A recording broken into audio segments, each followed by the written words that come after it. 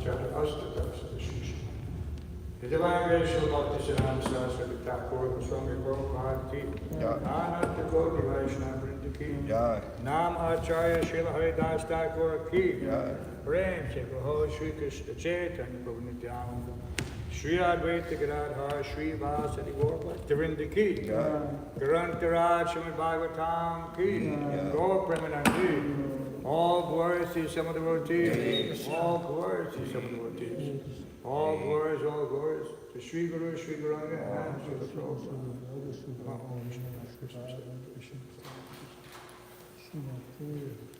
We need to have those lights shut off to row number 5. We'll say 5 to shut off.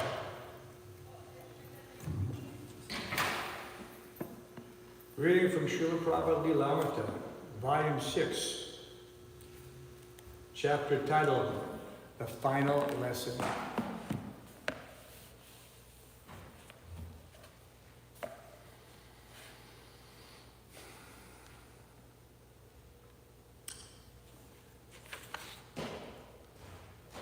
As part of his instruction and example, Śrīla Prabhupada knew he would have to show people just how to die. He had escaped death a number of times by Krishna's grace, by the prayers of his disciples, and by his own pure and powerful will to propagate his movement. But from the signs given to him by Lord Krishna in 1977, Śrīla Prabhupada began decisively and conclusively ending his mission in the material world. And among his final duties was his giving complete guidelines on how to die. He was perfectly shown how to do that which everyone has to do, but which is most difficult to do successfully, die. But a loving conflict was there. Prabhupada loved his disciples. he also knew they were not yet fully mature. His movement already had great potency and stature in the world, and yet it had many enemies. He was inclined to always protect his devotees, his movement, and all living entities, even the animals. So when his most intimate and faithful disciples pleaded that they could not go on without him, he had turned from showing how to die, agreeing to stay with him and preach.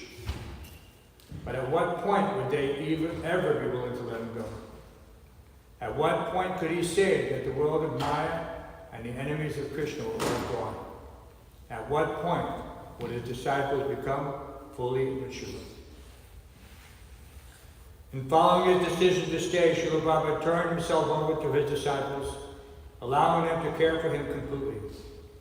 Those who took part recalled that never before had Srila Prabhupada allowed such intimate dealings between himself and his disciples. The only thing comparable was in New York in 1966, when he had been very intimate in dealing with the first person to join him, persons who had known nothing of the etiquette of approaching his spiritual master. But those who are present now, and who had also been present then, said that these days were even more intimate. At one point, Kirtanananda firmly insisted that Srila Prabhupada drink a full cup of juice, even when he said he had had enough. Kirtanananda felt awkward, insisting, "I am not like Mother Yashoda that I can do this," he said. "I keep remembering that you are my spiritual master." But Srila Prabhupada allowed himself to be ordered by Kirtanananda. Similarly, Bhavananda, Tamal Krishna, Bhakti Charu, Upendra, and other servants coached Srila Prabhupada to follow certain diets and cared for his body constantly. The other devotees were reminded of the story of Ishwara Puri, who gave intimate bodily service to his spiritual master, Madhavendra Puri, when Madhavendra was in the last stages of his life and apparently invalid. Prabhupada says invalid. We say invalid. Whenever Prabhupada would say the word, he would say invalid. According to the Caitanya-caritāmṛta, it was by this menial bodily service that Ishwara Puri proved his love for his spiritual master and was allowed to become the spiritual master of Lord Chaitanya. Srila Prabhupada had deferred the lessons in dying in favor of giving his disciples an unparalleled opportunity to serve him in pure and simple love. And he allowed this not only for a few, but for whoever came to Vrindavan. Many came, and all were allowed to enter Srila Prabhupada's room, massage his body, and sit with him as long as they liked, day and night, chanting the holy name for his pleasure. Srila Prabhupada also recommended his translating. Srila Prabhupada also recommenced his translating, and this was done openly. Whereas previously he had always worked in solitude, he now encouraged all devotees to come as he lay in bed, dictating his Bhaktivedanta purports. He was giving himself completely and declaring it also, telling the devotees present, "Never leave me, and I cannot live without your company." They had asked him to stay, and he had agreed, consigning himself completely to their care. Those who were blessed to have this service felt themselves passing over all barriers of reluctance to serve, as well as all barriers of material desire. By intimately serving Srila Prabhupada, they felt the strength of complete surrender and sensed that this would sustain them always, even when Srila Prabhupada eventually did depart from the world. Prabhupada also continued speaking, as he had in recent months, about being unafraid of death and being fixed in transcendental knowledge. When receiving a presentation of some of his books, recently printed in Portuguese by Hridayananda Goswami, Prabhupada encouraged him and said, "This is life. The material world is just bones. The bones are not our real life. Our real concern is the living force. The bones may remain or go, it doesn't matter. The real life is sustaining the bones."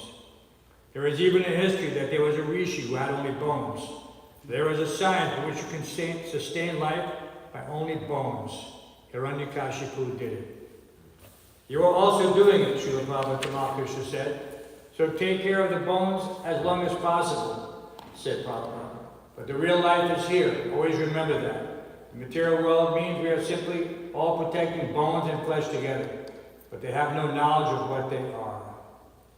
Srila Prabhupada ki. Yeah.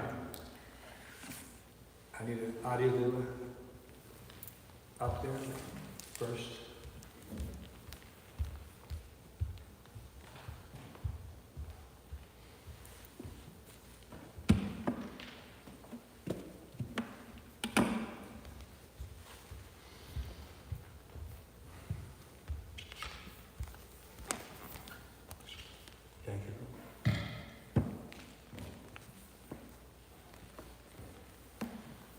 Om Namo Bhagavate Vasudevaya. Om Namo Bhagavate Vasudevaya. Om Namo Bhagavate Vasudevaya. Om Namo Bhagavate Vasudevaya. Om Namo Bhagavate Vasudevaya.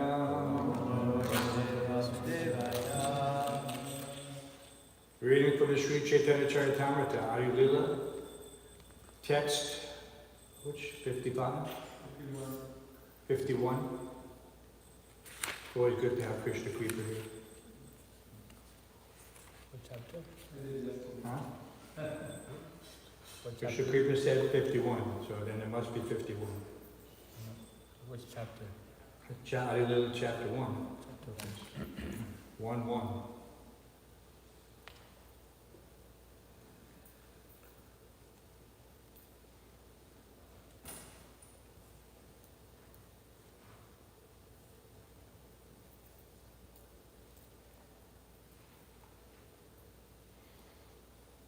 See here on my text it says 55.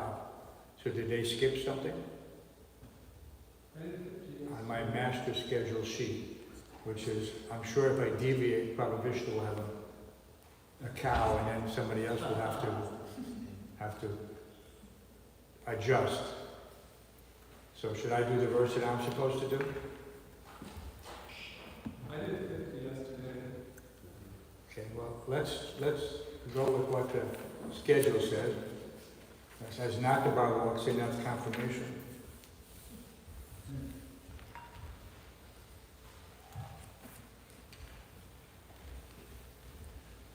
So this is text 55 then.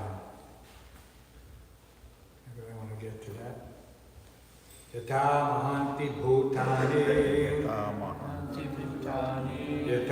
mahanti bhutani. Bhuteshu cha vaschesvanu. Bhuteshu cha vaschesvanu. Parvishtanya parvishtani. Parvishtanya parvishtani. Tatateshu nateshvaham. Tatateshu nateshvaham.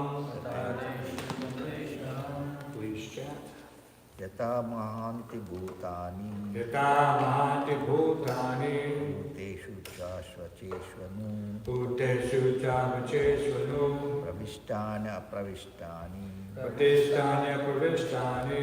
Tatateshu nateshvaham. Tatateshu nateshvaham. Yata mahanti bhutani. Yata mahanti bhutani.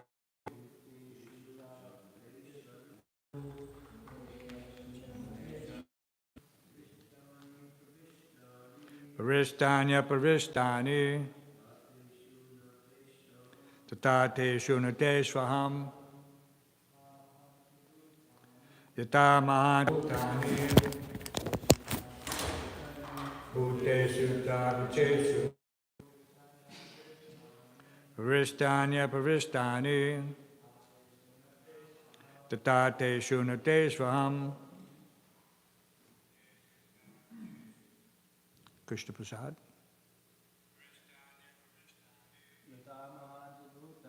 Yata mahanti bhutani. Bhuteshu chavachesvanu. Pratishtanya pravishtani. Tatateshu nateshvaham.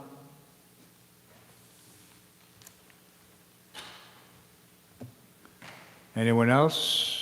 Ladies? Yata mahanti bhutani.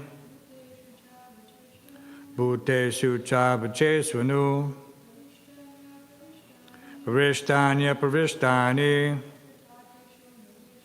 Tatateshu nateshvaham. Yata mahanti bhutani. Bhuteshu chavachesvanu. Parishtanya parishtani. Tatateshu nateshvaham. Anyone else? Yata, as Mahanti, the universal, Bhutani, elements, Bhuteshu, in the living entities, Ucha Avachesu, both gigantic and minute, Anu, after, Pravishtani, situated internally, Apravishtani, Shri Shivara Govinda Dev Ki Jai. Tata, so, Teshu, in them, na, not, Teshu, in them, aham, I. Translation and purport by His Divine Grace A.C. Bhaktivedanta Swami Prabhupada. As the material elements enter the bodies of all living beings and yet remain outside them all, I exist within all material creations and yet I am not within them. Please repeat. As the material elements enter the bodies of all living beings and yet remain outside them all, I exist within all material creations and yet am not within them. Purport. The gross material elements, earth, water, fire, air, and ether, combine with the subtle material elements, mind, intelligence, and false ego, to construct the bodies of this material world. And yet they are beyond these bodies as well. Any material construction is nothing but an amalgamation or combination of material elements in varied proportions. These elements exist both within and beyond the body. For example, although the sky exists in space, it also enters within the body. Similarly, the Supreme Lord, who is the cause of the material energy, lives within the material world as well as beyond it. Without His presence within the material world, the cosmic body could not develop, just as without the presence of the Spirit within the physical body, the body could not develop. The entire material manifestation develops and exists because the Supreme Personality of Godhead enters it as Paramatma, or the Supersoul. The Personality of Godhead, in His all-pervading feature of Paramatma, enters every entity from the biggest to the most minute. His existence can be realized by one who has the single qualification of submissiveness and who thereby becomes a surrendered soul. The development of submissiveness is the cause of proportionate spiritual realization by which one can ultimately meet the Supreme Lord in person, as a man meets another man face to face. Because of his development of transcendental attachment for the Supreme Lord, a surrendered soul feels the presence of his beloved everywhere, and all his senses are engaged in the loving service of the Lord. His eyes are engaged in seeing the beautiful couple Śrī Radha and Krishna, sitting on a decorated throne beneath the desire tree in the transcendental land of Vrindavan. His nose is engaged in smelling the spiritual aroma of the lotus feet of the Lord. Similarly, his ears are engaged in hearing messages from Vaikuntha, and his hands embrace the lotus feet of the Lord and His associates. Thus the Lord is manifested to a pure devotee from within and without. This is one of the mysteries of the devotional relationship, in which a devotee and the Lord are bound by a tie of spontaneous love. To achieve this love should be the goal of life for every living being. Om Jnana Pranandasya Garanjana Shlakaya Chakshuramrutam Minatasmai Shri Gurve Namaha Mukam Karoti Vachalam Pangum Lankayate Gram Yatkipitamam Bande Shri Gurum Dinataranam. As the material elements enter the bodies of all living beings and yet remain outside them all, I exist within all material creations and yet am not within them.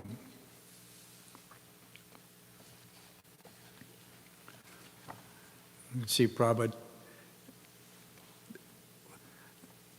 emphasizes in the purport, interestingly, how he relates to that shloka, but he's giving some hint that regardless of the complexity of the subject matter being spoken, the key to the understanding is pariprasnena, is submissiveness. That this is the price one pays. Tadvidi pranipatena pariprasnena sevaya. Upadakshanti te jnanam jnanina tattvatāsana. That this is not a materially transmitted knowledge. Sometimes we see that there's a concern in large companies for continuity, succession, and they implement certain protocol to have transfer of knowledge. These are all material. They may have manuals or papers, various means of preserving this information. But we see that in our line, in our evam parampara praptim, there's no such complicated protocol. We have the Shruti, we have Smriti, we have Puranas, we have all those things. Everything is there. And it's always been there, and it will always be there. And because everything in this regard is eternal. But the ability to access, just like we go sometimes, you can find in Sunday feast, people leave their phones here all the time. We want to return the phone, but there's a password. We can't get into the phone.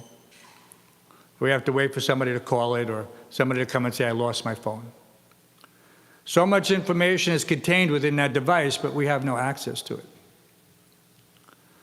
In the same way, we have this reservoir of knowledge, just like we have the book Reservoir of Pleasure. So what is that principle? That this pleasure is there within everyone. It's accessible, but one has to know the secret. Kevala Anandakanda. Everlasting and joyfully performed. But still the secret, the key,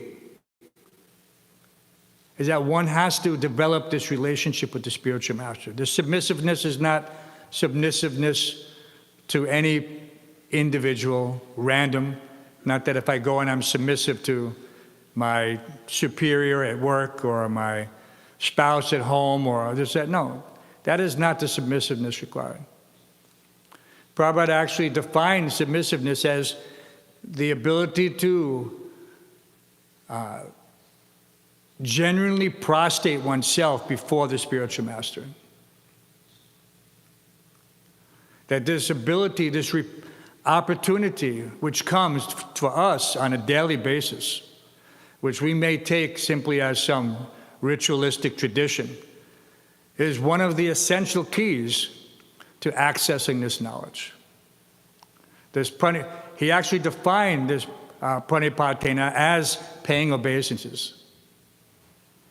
I was listening to the lecture Prabhupada was giving in Vrindavan, and he said that, and we have different concepts of submissiveness, submissive to the order, to the instructions, but he specifically said in paying obeisances. And sometimes we have that, we come in and maybe we're in a rush, maybe we're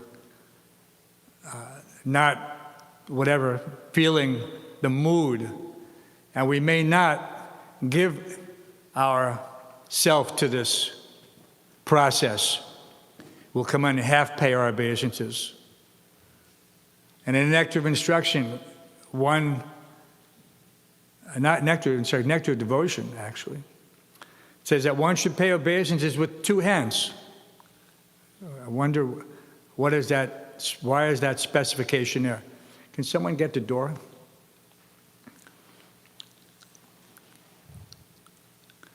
Sometimes we come in and we're holding something, we're not doing, but it says in nectar of devotion that one has to pay his obeisances with two hands touching the floor. Of course, when dandavats, there's no question, and all the limbs of the body are touching the floor. But other than that, there's some. Because it takes a conscious effort that I'm not just coming down and I'm not just knocking on the door and opening it and passing through. that familiarity with the particular mechanical routine. When I come to pay my obeisances to the spiritual master, it's in full knowledge that I am constantly, this is my eternal position. This is my eternal position. That I am a servant of the servant of the servant. And this is how we fortify that consciousness. And what did Prabhupada tell us? By following all the little rules and regulations. So here's one more to add to your book. When you pay obeisances, make sure you're paying them with 2 hands. Okay? So these things all add up. It's not that we do it and forget about it. And that, no, it becomes a part of us. That this is how, we can, Prabhupada is giving open access in this final pastime. Very intimate.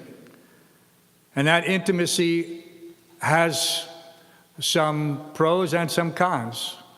If one is not prepared, he may become familiar, which is why it said, Prabhupada, we had mentioned in the previous, Prabhupada always ate and translated in private. It wasn't a public thing. This was between him and Krishna. But in his final pastimes, he opened up this relationship so that everyone could see Prabhupada's dependence on Krishna. He was always dependent on Krishna. We also knew that. But here it was on full display.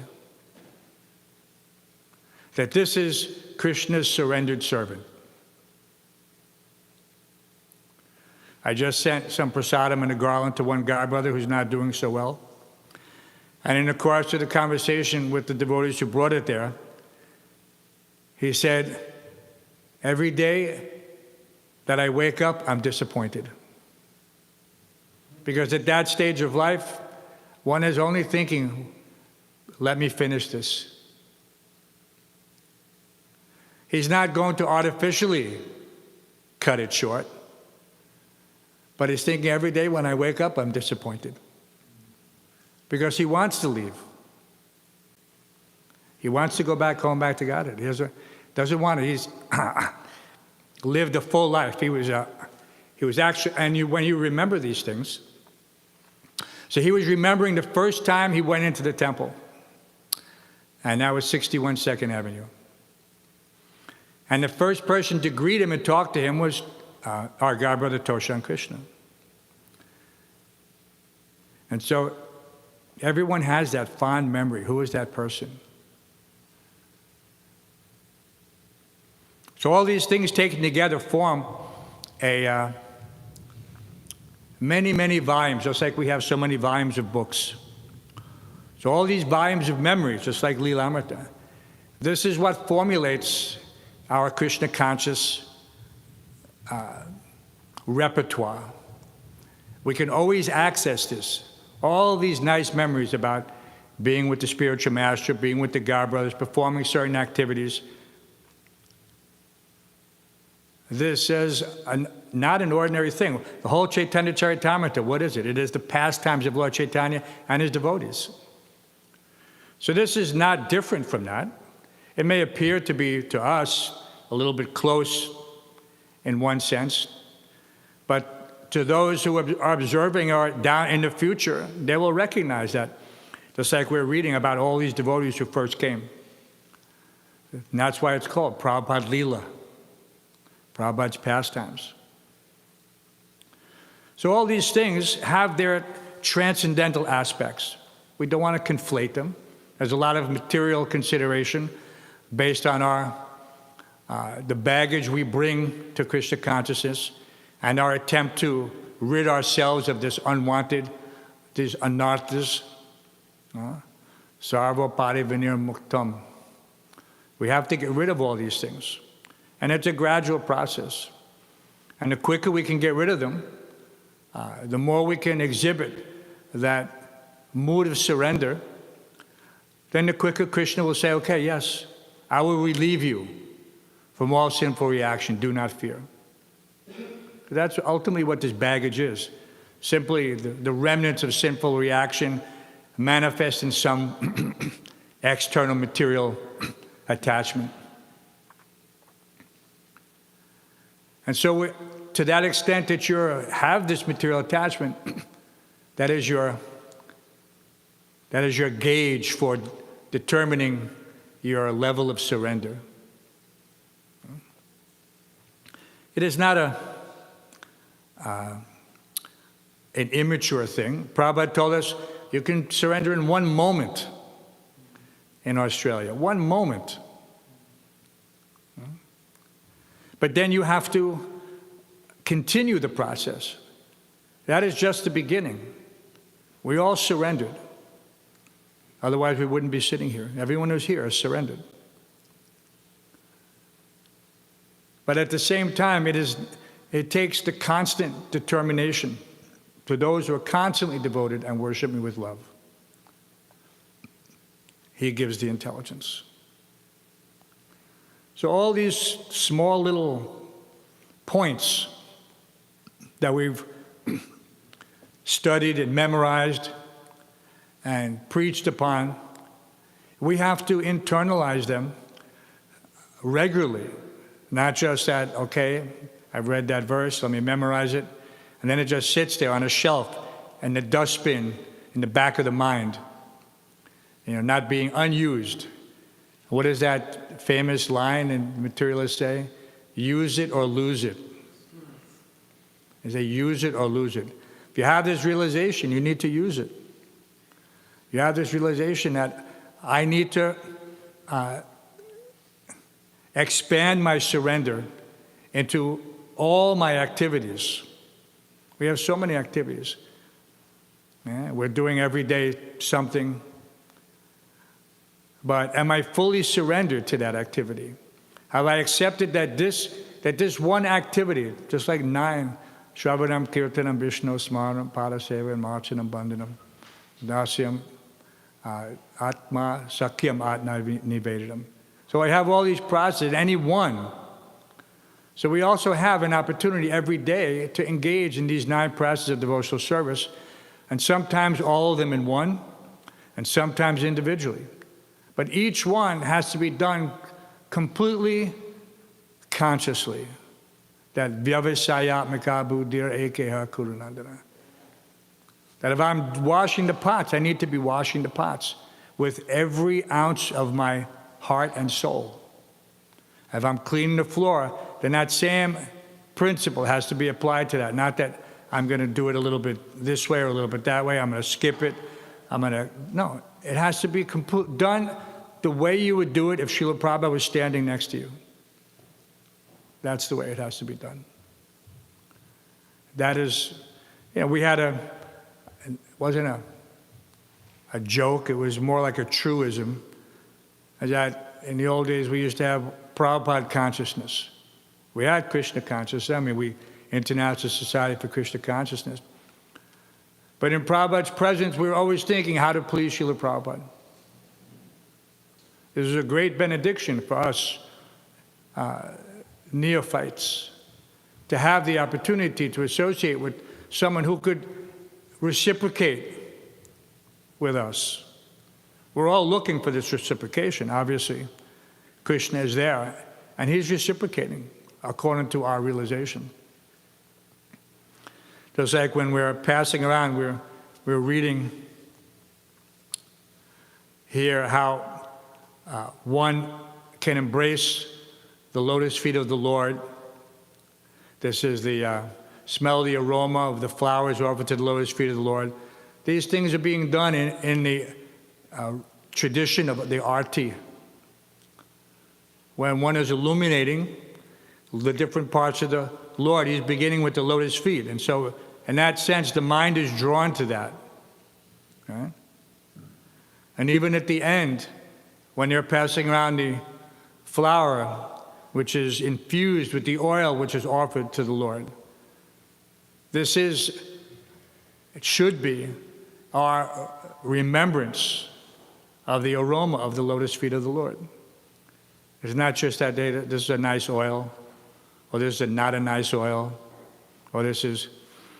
No, This is the aroma of the lotus feet of the Lord. One has to, if he thinks of that, then his smelling sense has become perfect. So all the time that we're engaged in Krishna consciousness, in this process given to us by Srila Prabhupada, we're meant to internalize all of these activities in such a way that we cannot but help but be Krishna conscious. That we're seeing the deity and we're trying to, and Prabhupada has made it very easy. We're dressing the deity in such a wonderful way. And we remember this outfit is so beautiful. I remember this outfit, how gorgeous.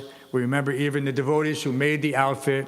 We remember the devotees who dressed the deities that day. This is all Krishna consciousness. This is the total opposite of mundane Gramya Katha. Who else is speaking like that about the Supreme Personality of Godhead? Who else can even conceive of speaking like that? So what a benediction to be able to serve the Supreme Personality of Godhead in that personal capacity. To bathe him or to dress him in so many different ways. So how fortunate that in this lifetime, somehow or other, we've been able to get this opportunity. And it all begins with this surrender. Because when one surrenders, then he becomes eligible. It's like getting somebody giving you a fully loaded credit card with unlimited funds on it. But you have to spend it in relation to your Krishna consciousness. But it's unlimited. You can do anything you want to serve the Supreme Personality of Godhead. Any capacity. And you will get full facility. But you have to accept those restrictions. That chant 16 rounds, follow the 4 regulative principles. And engage in devotional service up to your capacity, not just what you think is your capacity. You have never engaged until a small example, you may or may not have experienced it yet, but when we had certain activities, like the first Rath Yatra, it was a marathon of months of work, months of morning till night work, morning till night. There was no time for any, so-called personal downtime. It didn't exist. It was complete surrender, 24/7, until the mission was accomplished. Yeah? The paint was still wet when we were pushing the chariots up 59th Street. So this was from the river. You should have seen us, because it's a big hill going up from the west side. From where? From the railway docks. And even while we're pushing the charts, people were hanging out the window in complete awe, looking at this going before them. They couldn't imagine, they had no idea. People saying, what is this? What is this? It says, we're having a big parade on Fifth Avenue. Nobody could believe it. The Hare Krishna is having a parade on Fifth Avenue. So yeah, it was an amazing thing. And it obviously culminated with Srila Prabhupada getting out of the limousine at 34th Street and getting on Subhadra's car. The smile on Prabhupada's face, the sense of satisfaction, which you could feel. I'm sure, we all felt it, but it seemed like everybody on Fifth Avenue also felt it. The cheers that went up, that sense, it was just miraculous. It was miraculous. So here was Krishna's pure devotee, who had come penniless. And then 10 years later, just 10 years, huge, massive parade down Fifth Avenue with thousands of devotees. And I like to remind people that at that time, initiated disciples were less than 5,000. Less than 5,000. But still, there was lots of other people who were associated with the Krishna conscious movement. Some of whom would eventually surrender. And that's another long history there. Devotees who didn't take advantage of the situation for some reason. You know, this happens. But it comes down to one thing. It comes down to surrender. You know, so for those who were able to subdue the ego, because ultimately this is what it takes. You have to subdue the ego to the point where I am now completely subservient to someone else. Right? To the spiritual master and to Krishna. But if you don't know Krishna, this is the mercy of the spiritual master. That we have this opportunity to learn how to surrender as a menial servant. So we want to always endeavor to be making every day an attempt to surrender whatever little bit more you've been holding back. Someone may be thinking, I'm not holding anything back. But then the temple commander approaches him and say, hey, Prabhu, can you do this? Oh, I can't do that now. I've got to go and do something else. But that was one of your opportunities, okay? We gave that little story about, you know, my god brother telling me that, you know, Krishna's going to stop inviting you. I was taking advantage of the situation. The prasadam was wonderful. The kirtans were wonderful. The devotees were wonderful. But I wasn't ready to surrender. And so therefore I was avoiding moving into the temple. I was thinking, yeah, someday I'll do it. But then he was very clear. He said, Krishna's a person. Krishna's a person. And you're refusing his invitations. You know, in one sense, we can see we're in the material world for a reason, because we want to distance ourselves from Krishna and be the mini controller. We want him to be the controller. So that is still manifest in so many ways, as that I don't want to surrender. But every day you'll have an opportunity. But if you don't recognize it, then how can you take advantage of it? That is the key. How do you know when that opportunity is coming to you? Yeah, it may come through the so-called temple commander. It may not. It may come through your own mind telling you that, how can you walk past this mess and not do something about it? You know? I'm not in a rush. I'm just going back upstairs. I have 10 minutes, 15 minutes, 20 minutes, whatever. It's not going to kill me. But that is just one of those little things that in a temple especially, this is a holy place.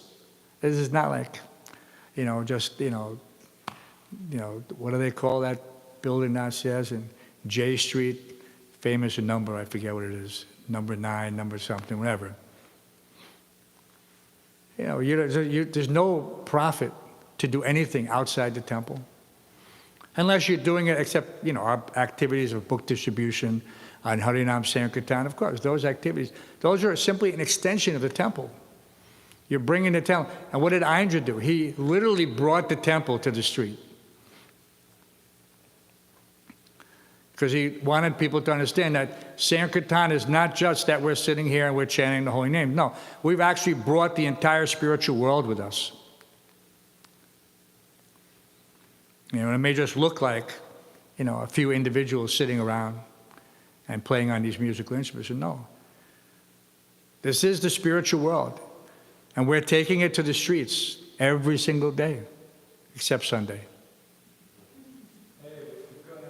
Oh, no, but that's right.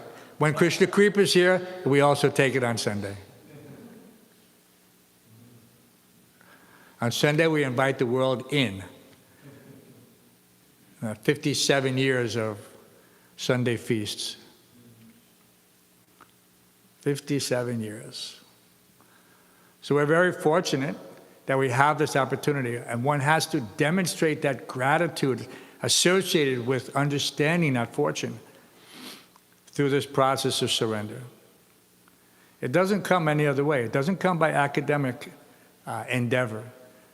You know, yes, Prabhupada said we should read these books. Read them as many hours a day as you can. But this is the reading is not the end goal. The end goal is Saṅsiddhya Haritoshanam. One has to satisfy Krishna. That is the end goal. Atakpumbir dvijashes tabanashama vibhagasa. Sunustatasya damasya Saṅsiddhya Haritoshanam. So it doesn't matter if you think you're a Brahmin or a Pandit or whatever, sannyasi, vanaprastha, no. These things are all temporary designations. Gopi bhartu padakamalaya das anudas. My position is that I am eternally a servant. Parampara servant, Prabhupada said. Parampara servant. I am a servant of my spiritual master. He is a servant of his spiritual master. In this way, we're in this unbroken chain. And in order to maintain that connection, we have to act within the parameters that are being given to us by the spiritual master. Specifically according to our needs, which he has identified, and which he will personally customize to your specific needs. Whether you know it or not, doesn't even have to be present in the physical sense. Because these instructions, they're in the heart. And they're not different. The same Gayatri Mantra that the Supreme Personality of Godhead transmitted to Lord Brahma, Hrideshi, through the heart. That same instruction is still coming. We're chanting this Gayatri Mantra. Do we understand what is that Gayatri Mantra? This Gayatri Mantra is a source of knowledge. But it has to be done in conjunction with every other activity of devotional service. It's not a standard. It's not, nowadays the Gayatri Mantra is a pop song that you can hear, you can tune in on any Indian radio station. And they're chanting, it's nothing, where's the benefit? Because it's not being given, evam parampara praptim. So there's no benefit. It's the same words, but there's no benefit. Because it's not being received through that submissive oral reception. Srinvata swakata Krishna punya sravana kirtana ridyantakstoya bhadrani. So everything has to be there together. It's like when you're making bread, you can't forget the yeast, or you can't forget the sugar which activates the yeast, or you can't put in cold water which doesn't activate the sugar or the yeast. All the ingredients are there, but you have to have them all in the right proportion, the right temperature, at the right time. So everything has to be there. And you have to know what it is and how to assemble it. And obviously it begins every day with rising early, taking shower, and tending Mangal Arati. This is the beginning. Every single day, this is the beginning. In the temple. Traveling Sankirtan, it's different. But we're not on traveling Sankirtan. So in the temple, we have an obligation. We have an obligation to attend Mangal Arati, to show the deities. Otherwise, why will the deities allow us to represent them? To have any potency to represent them? To have any potency to do what Prabhupada wants us to do, which is to spread Krishna consciousness all over the world. So this potency is not coming from our internal somewhere, we've got it hidden here from 1976. No, not there. It's coming from our daily activities, showing Krishna. Prabhupada said, act in such a way that Krishna will see you. But if we're not here for him to see us, then we've missed an opportunity. And the same goes for the Guru Puja of the spiritual master. If we're not there, then how can Prabhupada see us? How can we see him? How can we continue to fortify this relationship if I'm not endeavoring with great determination? So all these hints are there. Krishna is not shy about giving hints in various ways. And, even the devotees will commonly say, after they've been out for some time, well, what do they say? Krishna kicked me. Krishna kicked me. But hopefully his kicking had some positive impact, no pun intended. Right?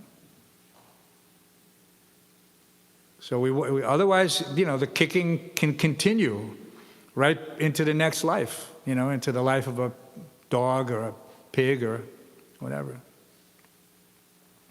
I was reading in the Mathura Mahatmya, if one is just thinking about going to Vrindavan at the time of death, he will get the opportunity to reside in Mathura in his next life. He got to reside in Mathura in his next life. He's just thinking about going to Mathura. So how powerful our thinking is in transcendental relationships. So of course, we're thinking how I can serve the spiritual man, how I can serve Krishna. That will bring great results. Not thinking, how can I get myself situated materially, or how can I do this? No, that won't have anything. Yes, you will get that. Krishna will give it to you. But you'll end up doing something for 20 years and maybe regretting every moment of it. You don't want that. You want to take advantage of the situation and engage in such a way that you can always remember Krishna in everything you do. It's not difficult. He's giving it. Man mana bhava mad bhakto.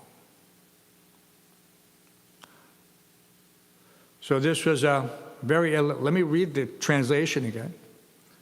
It's interesting how Prabhupada, the purport, the Bhaktivedanta purports. As the material elements enter the bodies of all living beings and yet remain outside them all, I exist within all material creations and yet am not within them.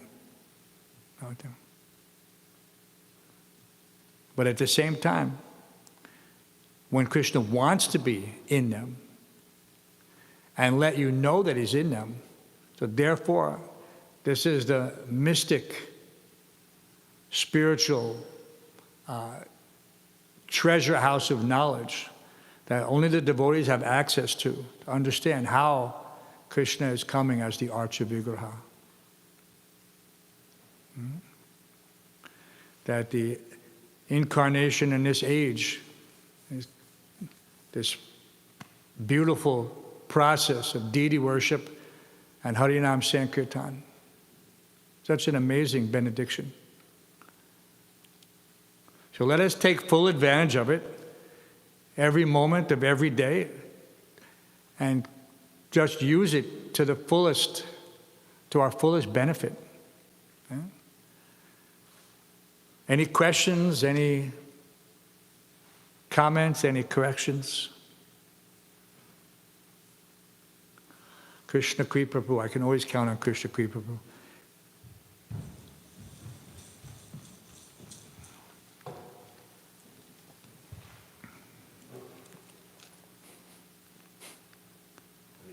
And you have to be careful what you say in Krishna Kripa Prabhu when he's present, because it'll end up on his blog. So you have to be very careful. You're talking about how we could attain Krishna consciousness within a second. And it reminds me of a purport from the last verse of the second chapter of Bhagavad Gita, where Prabhupada says, one can attain Krishna consciousness or divine life at once within a second, or one may not attain such a state of life even after millions of births. It's only a matter of understanding and accepting the fact. Katvanga Maharaj attained this state of life just a few minutes before his death by surrendering under Krishna. So, Another thing, you're talking about Prabhupada consciousness, and it reminded me whenever I turn off a light that somebody left on, I think of Prabhupada, because that's what he wanted. Yeah, it pays to develop an affinity for all activities in Krishna consciousness. In this way, one is always enthusiastic to engage in one of the many aspects of service. Because this utsahan, this is the primary force that propels us. Without enthusiasm, no one can do anything in the material world or the spiritual world. You have to have enthusiasm. And that enthusiasm can consist of many different components. And for us, ultimately, it's to please the spiritual master in Krishna, not to please anyone else or myself, or, just as a show. All right? Prabhupada had there was that term, show bottle. But a lot of, Prabhupada would use these terms that are not, from a different era in time. Very few people knew what is a show bottle. Everybody here knows what a show bottle is? Show bottle? It's an empty bottle on display in an apothecary shop. They don't use that term either. Okay? So they would have bottles filled with water, but the labels would say, hydrogen peroxide, H2O, H2O3, like that. And so that was a show bottle. There was the original ingredient was not inside of it. It was just for show. So Prabhupada would use that term to denote an empty vessel or someone who is not really dedicated. He didn't have the potency. That's another term for show bottle. If somebody gives you a bottle and they tell you that this is a certain type of medicine, but it's a placebo, everybody knows what a placebo is? It's an ineffective, neutral ingredient. It doesn't have any effect. But sometimes people think that, well, this will cure me, and then by some positive thinking, they feel better. But actually, it was nothing, just plain water or something else. So we don't want any mistaken identity, that someone should think that I'm a show bottle or that actually I am a show bottle. No, I should not just dress like a devotee, I should also act like a devotee. Right? This is what are those two terms? Dharma Dwaji and Kali Chela. The Dharma Dwaji means externally he appears to be a devotee, says all the right things. He's what we used to call him, what did we call him? Haribolananda. They were Haribolanandas. Everybody just, yeah, Haribol. People learn the terminology, but they don't know what it means. So, and then the Kali Chela, he's actually a devious character. He comes in and he wants to destroy the Dharma. The Dharma Dwaji, he waves the flag to pretend and say, look at me, I'm a devotee. But the Kali Chela, he wants to destroy the Dharma. And he's undercover. He's a saboteur, a provocateur. Comes in just a man. And there's been many. And, it is what it is. There's just Kali Yuga. Of course there's going to be Kali Chelas. So you have to be careful. Obviously, first thing is to keep yourself fit in spiritual life. If you keep yourself fit, then you'll understand everything very clearly. You will not be fooled. You will see things as they are. This is the nature of the execution of spiritual life. That is Dharma projita kaita voca paramo nirmataram stam. You can actually see who is the cheater and the cheated. Right? And so you can also assist others in seeing them as well, to prevent them from falling into this trap of Mayavad philosophy or this pseudo-Vaishnavism. So many things. So any other questions? Thank you, Krishna Kripa, for that. Yes, Mataji. There is a, yep. Look at that, Krishna Kripa, such a gentleman. Hi, Krishna Prabhu, thank you for class. So you were saying that we have to take advantage of every opportunity, and you also mentioned we say we're surrendered, but then somebody asks us to do something, we say like, oh, we can't right now. So I'm just wondering, because it's been my personal experience that if I say yes to every offer or like request for service, I end up burning myself out, which then has a negative impact on my spiritual health, which seems counterproductive. So how do we balance being surrendered, saying yes, but also being sustainable in our spiritual life? Good question. Did everybody hear it? There's, in my experience, that if you have a service that is needed and necessary, then the tendency is that people won't be bothering you.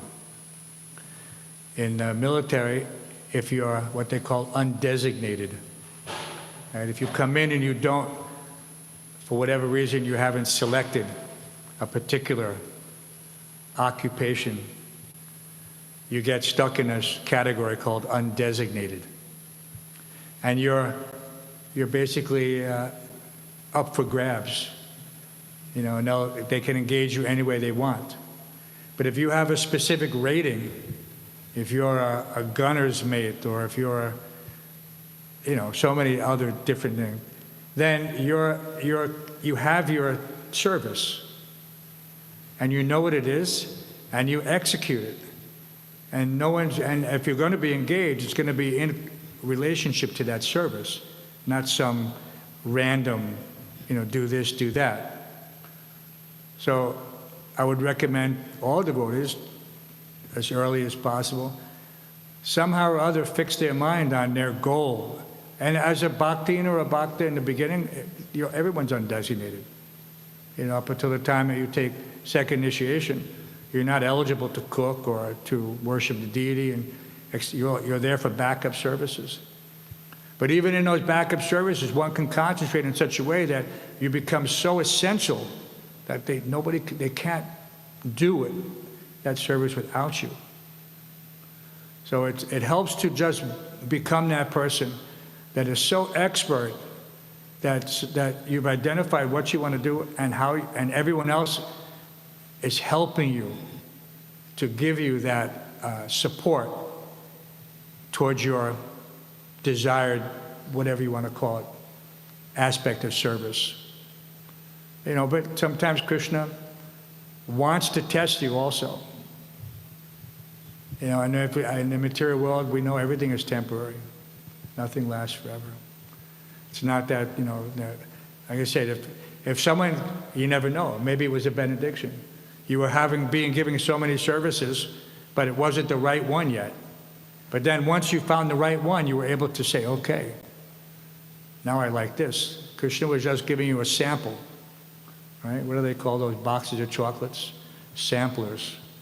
There's a different flavor. Everyone has a different flavor. It's not a box of one flavor. So they call it a sampler. So you check this, you check, so I like this, I don't like this, I like this, I don't like this. But then all of a sudden you're going to find one aspect of service that really appeals to you. And you're going to want to grab onto that as much as possible. And maybe you've found it, maybe Krishna will find it for you. Maybe he'll say, what? You're really good at this, you just don't know it yet. So I'm going to put you in a situation where the taste is reawakened. Because ultimately we've done everything. In this life and in many other lives. We've already engaged in all aspects. But somehow or other, we didn't get to the finish line, for whatever reason. And so here we are again. And we should just make sure that whatever we do, we're doing it with a favorable attitude. And if one is doing it reluctantly, then he should do it, even if it's the most distasteful service. I tell devotees this all the time, when they care to hear it, that one of my first experiences of being acknowledged, to be acknowledged by the pure devotees, sometimes we think, what does that mean? And how is that? Just to be, we say that act in such a way that Krishna sees you, but how do we act in such a way that our spiritual master sees us? And sometimes that means doing things that you don't want to do. And Prabhupada used the term, he said, even if you don't feel like dancing, dance and the enthusiasm will come. Dance and the bliss will come. He said that. So, and when you do that, you have that. I was cleaning the bathroom. In those days, we did it all by hand, hands and knees, with a bucket. There was no mop. You were up close and personal with the commode. And it had to be clean because you had your nose right in it. So these things are that's how we did it. And as I'm doing this, and I'm not liking this, materially speaking, I wasn't, I can confess, I didn't do this much at home. It's just, that's the way it was. We were hippies, but at the same time. And so cleanliness was a secondary consideration in most circumstances. And so here we are cleaning the toilet on our hands and knees and chanting loudly to control the mind. Have you ever accomplished it when you're doing something, you don't really want to be doing it? You have to drown out the mind, so you just chant. You chant loudly. That's how you subdue the mind sometimes. So I was just chanting because I didn't want to focus on the negative things that my mind was throwing up and saying, why are you doing this? You don't have to be doing this. You have a nice place here. You have a nice situation. You don't have to be doing this. So I was chanting loudly, and Srila Prabhupada walked by, he looked in because who is this crazy person chanting so loudly in the bathroom? And not only any bathroom, this is Prabhupada's bathroom. When Prabhupada was there, this was reserved for him.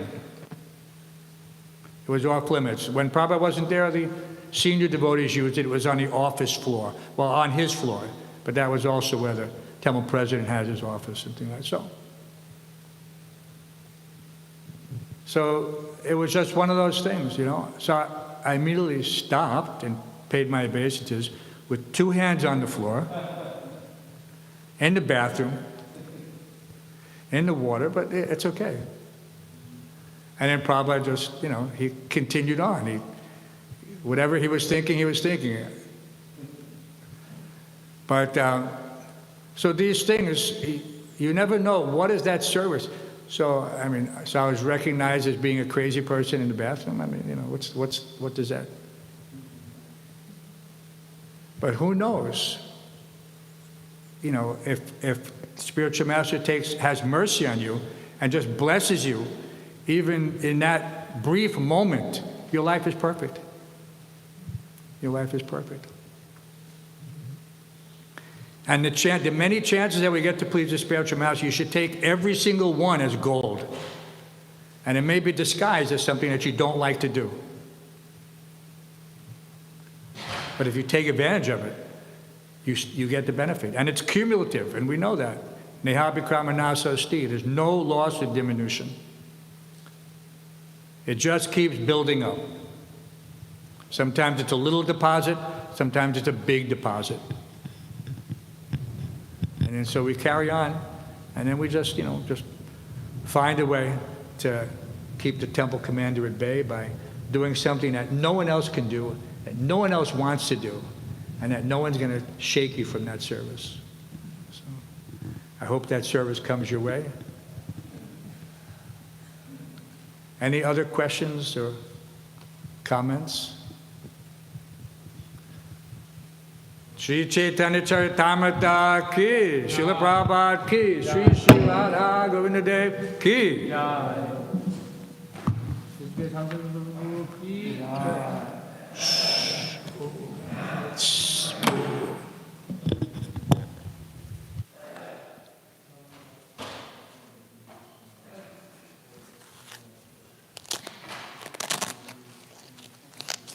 Hare Krishna. Can you give me a really Make small sure we cake. shut these things off. Press done. X, press the X. Okay. X.